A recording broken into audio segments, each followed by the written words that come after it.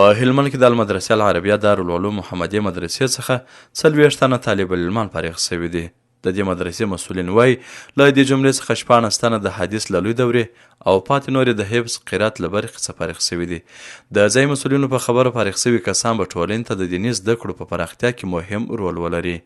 د دې فراغت غونډې پر مهال دیني عالم شیخ الحدیث الحاج مولوي محمد ګل محمدي صاحب د خپلو خبرو پر مهال ویل دیني زده کړې د یوې ټولنې مهمه اړتیا ده چې باید په دې برخه کې خپلې هڅې لا پراخه کړي. هر څه مهم شي قدرمنو په دین کې دا د الله د احکامو فرائض کول او د معاصیو څخه پرهیز کول.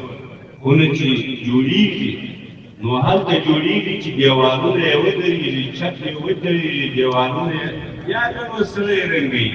فضایل مستحبات وکړي خو یوه پله مخته د دې فرائضو خیال وساتئ، مخته د دې واجباتو خیال وساتئ، مخته د حرامو د مکروه تحریمي څخه پرهیز وکړي، د دغه څخه ځان وساتئ.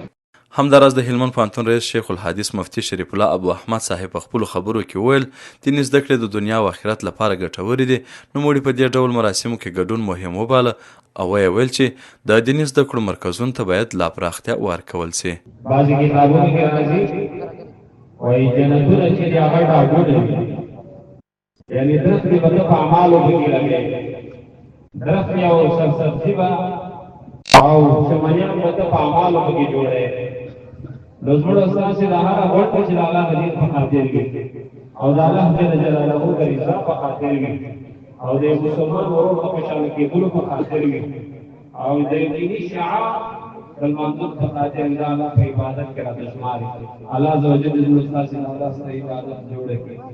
په ورته وخت کې د حدیث له لوی دورې څخه فارغ شوي مولوي صدیق الله خوشي وښوده چې په کور دننه ورته د زده کړو زمینه برابره شوې ده.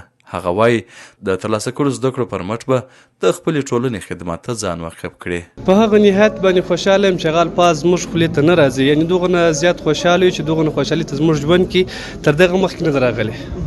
ولا یو تکلیف دا و چې موږ دلته خاص تکلیف نه و، تکلیف مو زیات دا و چې موږ د مسجد سره کړو بس دغه تکلیفات او دغه مشکلات مو د الله د رضا دپاره ګرځولي او الله پاک ترڅه په خپل دربار کې قبول او مقبول وګرځوي.